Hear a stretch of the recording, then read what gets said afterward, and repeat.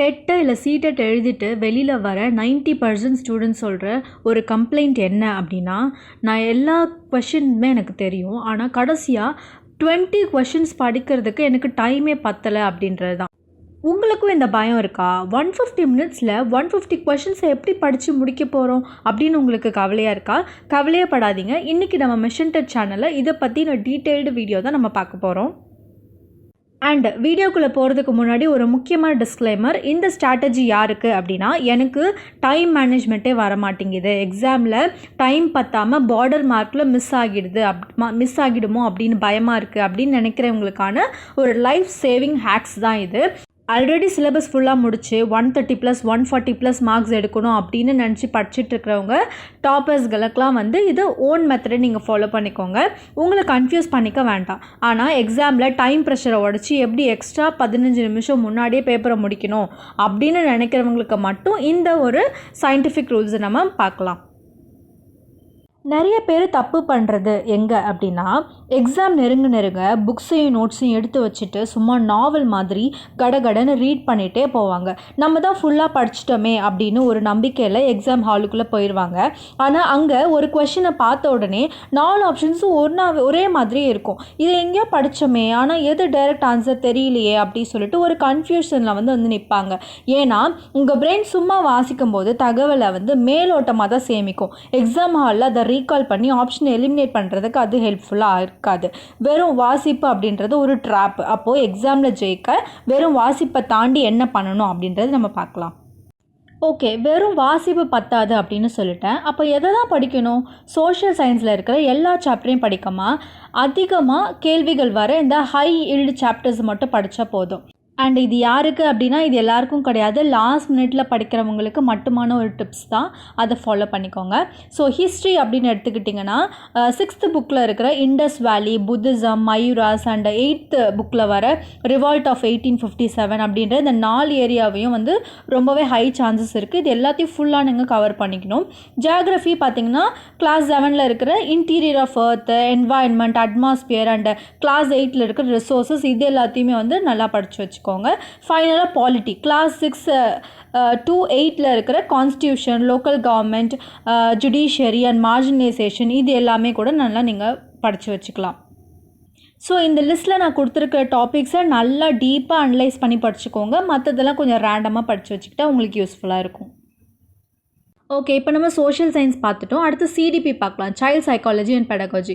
நிறைய பேர் social science content புக்ஸை மட்டுமே படிச்சுட்டு இந்த 30 மார்க் வர சிடிபி பகுதியை விட்டுருவாங்க. ஸோ அதுக்கு என்ன பண்ணலாம் அப்படின்னா, அந்த ட்ரையோ சிடிபியில் இருக்கிற எல்லா தியரியும் படிக்காதீங்க. பியாஜே, வைகாட்ஸ்கி, கோல்பர்க் இந்த 3 பேரோட காக்னிட்டிவ் அண்ட் மாரல் டெவலப்மெண்ட் தியரியிலேருந்து மட்டுமே ஒரு 2 to 3 கொஷின்ஸாவது கன்ஃபார்மாக வந்துடும். ஸோ இதை நல்லாவே படிச்சுக்கோங்க. நெக்ஸ்ட் பார்த்தீங்கன்னா இன்க்ளூசிவ் எஜுகேஷன், டிஸ்லெக்ஷியா, டிஸ்கிராஃபியா குழந்தைகளை எப்படி ஹேண்டில் பண்ணணும் அப்படிங்கிற சிம்பிள் கான்செப்ட்ஸ்லேருந்தே 5 மார்க்ஸ் சாலிடாக வரும். அண்ட் பஸ்வர்ட் டெக்னிக், சைல்ட் சைக்காலஜியை கேள்வி புரியலைனாலும் ஆப்ஷன்ஸை வச்சு ஈஸியாக மார்க் எடுத்துடலாம். ஆப்ஷன்ஸில் ஆக்டிவ் பார்ட்டிசிபேஷன், கிரிட்டிக்கல் திங்கிங் அப்படின்னு இருந்துச்சுனாலே அது 90% பாசிட்டிவ் ஆன்சராக தான் இருக்கும். அதே மாதிரி ரோட் லேர்னிங், டீச்சர் சென்ட்ரிக் அப்படி இருந்துச்சுன்னா அது ஒரு நெகட்டிவ் ஆன்சர்ஸாக இருக்கணும். ஸோ அதெல்லாம் நீங்கள் எலிமினேட் பண்ணிடலாம். இப்போ வர சிடெட் அண்ட் டெட் எக்ஸாமில் எல்லாமே ஃபேக்ட்ஸு அண்ட் இந்த மாதிரியான கொஷின்ஸ் கேட்குறத விட்டுட்டு அப்ளிகேஷன்ஸ், பகுப்பாய்வு திறனை தான் அதிகமாக சோதிக்கிறாங்க. ஸோ இதுக்கு முக்கியமாக 3 லெவலில் நம்ம புரிஞ்சுக்கலாம். ஃபர்ஸ்ட் பார்த்திங்கன்னா ரீகால் லெவல், இந்த மன்னர் யார், இந்த போர் எப்போ நடந்துச்சு அப்படின்னு நேரடியாக கேட்குற கேள்விகள் இப்போ எக்ஸாமில் ரொம்பவே குறைஞ்சி போச்சு. செகண்ட் அனலைசிஸ் லெவலில், இப்போதைய ரியல் ட்ரெண்ட் என்ன அப்படின்னா, வரலாற்று ஆதாரங்களை நம்ம ஏன் ஆய்வு செய்யணும் அப்படின்னு கான்செப்டை நீங்கள் எந்த அளவுக்கு அனலைஸ் பண்ணியிருக்கீங்க அப்படின்றது கேட்பாங்க. தேர்ட் ஒன் பார்த்தீங்கன்னா கிரிட்டிக்கல் திங்கிங். சோஷியல் சயின்ஸ் பெடகாலஜியில் நீங்கள் 20க்கு 20 எடுக்கணும் அப்படின்னா இந்த கிரிட்டிக்கல் திங்கிங் அப்ரோச் மட்டும்தான் ஒரே வழி. ஸோ கேள்விகள் இப்படி தான் மாறப்போகுது அப்படின்னு தெரிஞ்சுக்கிட்டு அதுக்கேற்ற மாதிரி நீங்கள் ஏன் எதுக்கு அப்படின்னு யோசித்து பார்த்தீங்கன்னா நீங்கள் எக்ஸாம் ஹாலில் ஈஸியாக ஆன்சர் பண்ணிட முடியும். இப்போ நம்ம பார்க்குறது கொஷின்ஸ் எடுக்கிற ப்ரொஃபஸர்ஸ் வந்து நம்மளுக்கு எப்படி ட்விஸ்ட் அண்ட் டர்ன்ஸ் வந்து கொடுக்குறாங்க கொஷின்ஸில் அப்படின்றது தான் பார்க்க போகிறோம். ஃபர்ஸ்ட்டு பார்த்தீங்கன்னா extreme distractors. ஆப்ஷன்ஸில் only, never, always அப்படின்ற வேர்ட்ஸ் வந்து இருந்துச்சுன்னா அது 90% உங்களை கன்ஃபியூஸ் பண்ண வைக்கிறதுக்கான ஒரு ட்ராப் தான். அது வந்து ஒரு தப்பான ஆன்சர்ஸாக தான் இருக்கும். இந்த மாதிரி எக்ஸ்ட்ரீம் ஆன்சர்ஸ் கொஷின் வந்து வேர்ட்ஸ் வந்துச்சுனாலே அதை நீங்கள் எலிமினேட் பண்ணிடலாம். Second inclusive answer. 4 ஆப்ஷனில் எந்த ஆப்ஷன் மற்ற ஆப்ஷன்ஸை விட உள்ளடக்கி ரொம்ப விரிவான மற்றும் ஆழமான விளக்கத்தோட பெருசாக இருக்கோ அதுதான் பெரும்பாலான நேரங்களில் வந்து 80% வந்து கரெக்டான ஆன்சர்ஸாக இருக்கிறதுக்கு சான்சஸ் இருக்குது. தேர்டு பார்த்திங்கன்னா கான்செப்ஷனல் க்ளூஸ். கேள்வியோட ஃபுல் கான்செப்ட்ஸ் என்ன அப்படின்னு புரியலைனாலும் கவலைப்படாதீங்க. கேள்வியோட கருப்பொருள், அதாவது அந்த கான்செப்டை மட்டும் நீங்கள் சரியாக புரிஞ்சுக்கிட்டீங்க அப்படின்னா அதை வச்சு நீங்கள் 50% தப்பான ஆப்ஷன்ஸ் எல்லாம் வந்து எலிமினேட் பண்ணிட முடியும். இந்த பேப்பர் செட்டரோட லாஜிக்கை நீங்கள் நல்லா புரிஞ்சுக்கிட்டிங்கன்னா எக்ஸாம் ஹாலில் கொஷின் பேப்பரை நீங்கள் அவங்க மைண்ட் செட்லேருந்து பார்க்க ஆரம்பிச்சிருவீங்க. சும்மா புக்ஸை வச்சு 100 தடவை படிக்கிறத விட்டுட்டு இந்த கான்செப்ட்ஸை வச்சு ஒரே ஒரு தடவை ப்ரீவியஸ் கொஷின் பேப்பரை நீங்கள் நாளைக்கேவோ இல்லை இன்றைக்கோவோ டைம் ஃபிக்ஸ் பண்ணி சால்வ் பண்ணி பாருங்கள். அப்போ தான் எக்ஸாம் ஹாலில் உங்களுக்கு அந்த டைம் ப்ரெஷர் வராமல் பதட்டமே இல்லாமல் 15 நிமிஷம் முன்னாடியே உங்களால் பேப்பரை கம்ப்ளீட் பண்ண முடியும். சைல்ட் சைக்காலஜி அண்ட் பெடகாலஜி கொஷின்ஸில் சில சமயம் நம்மளுக்கு அந்த கான்செப்ட்ஸ் புரியலனாலும் ஆப்ஷன்ஸில் இருக்கிற அந்த வேர்ட்ஸை வச்சு அது சரியான ஆன்சராக இல்லையா அப்படின்னு சொல்லிட்டு நம்ம 10 செகண்டில் கண்டுபிடிச்சிடலாம். ஸோ அதுக்கு பார்த்திங்கன்னா பாசிட்டிவ் பஸ் வேர்ட்ஸ். ஆப்ஷன்ஸில் critical thinking, active participation, dialogue and hands on experience மாதிரியான வார்த்தைகள் வந்துச்சுன்னா கண்ணை மூடிட்டு அது 95% வந்து சரியாக தான் இருக்கும் அப்படின்னு சொல்லி நீங்கள் டிக் பண்ணிக்கலாம்.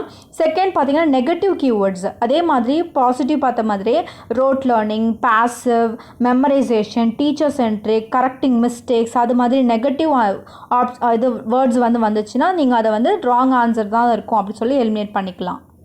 ஸோ கேள்வி என்னென்னே புரியல அப்படின்னாலும் இந்த பாசிட்டிவ் அண்ட் நெகட்டிவ் கீவேர்ட்ஸை வச்சு நீங்கள் எலிமினேட் பண்ணி ஆன்சர்ஸை கரெக்டாக மென்ஷன் பண்ண முடியும். அண்ட் முக்கியமான விஷயம் என்னென்னா நம்மளோட சீட்டட் எக்ஸாமில் நெகட்டிவ் மார்க்கிங் அப்படின்றது ஒரு விஷயமே கிடையாது. ஸோ அதனால் எதையுமே வந்து விட்டுட்டு வராமல் நல்லா டீப்பாக அனலைஸ் பண்ணி ஆன்சர்ஸை ட்ரை பண்ணி பாருங்கள். ஃபர்ஸ்ட்டு பார்த்திங்கன்னா ரேண்டம் கெஸ்ஸிங். நிறைய பேர் எக்ஸாம் கொஷினே புரியல அப்படி சொல்லிட்டு கண்ணை மூடிட்டு எதையாவது ஏபிசிடி அப்படி சொல்லிட்டு அடிச்சு விட்டு வந்துடுவோம். ஸோ அப்படி பண்ணிங்கன்னா 25% தான் வந்து சான்ஸ் இருக்குது. 10 கேள்வி எழுதுனீங்கன்னா அதில் 2 தான் வந்து கரெக்டாக இருக்கும். ஸோ செகண்ட் ஒன் பார்த்திங்கன்னா எலிமினேட் ஒன் ஆப்ஷன். அதை நீங்கள் கொஞ்சம் ஸ்மார்ட் யோசிச்சு இருக்கிற 4 ஆப்ஷனில் ஏதோ ஒரு ஆப்ஷன் தப்பு அப்படி சொல்லி எலிமினேட் பண்ணிக்கிட்டீங்கன்னா உங்களுக்கு ஒரு 33% வந்து ஒரு சான்ஸ் வந்து ஹையாக இருக்கும். So eliminate 2 option. நம்ம சேனல் இது வரைக்கும் சொன்ன அந்த option elimination tricks, positive negative இதெல்லாமே வச்சு நீங்கள் ட்ரை பண்ணிங்கன்னா உங்களால் 2 ஆப்ஷனாச்சும் ஈஸியாக வந்து எலிமினேட் பண்ணிட முடியும். இது ஒரு 50% வந்து உங்களுக்கு சான்ஸ் இருக்குது. ஸோ ஆன்சர் தெரியலனாலும் எலிமினேஷன் மூலமா நம்மள 2x வந்து நம்மளோட மார்க்ஸை வந்து இன்க்ரீஸ் பண்ண முடியும். எல்லா புக்ஸையும் படிக்காதீங்க. லாஸ்ட்டாக 5 வருஷத்துக்கு அந்த ப்ரீவியஸ் கொஷின் பேப்பர்ஸ் இருக்குது இல்லையா, அதெல்லாம் மட்டும் எடுத்து ட்ரை பண்ணி பாருங்கள். அதுக்கு மேலே படிக்கணும் அப்படின்னா ஹிஸ்ட்ரி, ஏன்ஷியன் மாடர்ன் ஹிஸ்ட்ரியை பொறுத்த வரைக்கும் ஏன்ஷியன் அண்ட் மாடர்ன் ஹிஸ்ட்ரிக்கு தான் 80% வெயிட்டேஜ் வந்து கொடுக்குறாங்க. ஸோ மிடிவல் ஹிஸ்ட்ரியை விட இந்த 2 ஏரியாவுக்கும் அதிகமாக வந்து இம்பார்ட்டன்ஸ் வந்து கொடுத்து படிங்க. செகண்ட் பார்த்திங்கன்னா civics, social and political life. என்சிஆர்டியோட social and political life series புக்ஸை மட்டும் தெளிவாக வந்து ஃபோக்கஸ் பண்ணுங்கள். அதில் இருந்து தான் டைரக்ட் கான்செப்ட்ஸ் எல்லாமே கேட்குறாங்க. தேர்டு பார்த்திங்கன்னா விஷுவல்ஸ் அண்ட் பாக்ஸ் இன்ஃபோ.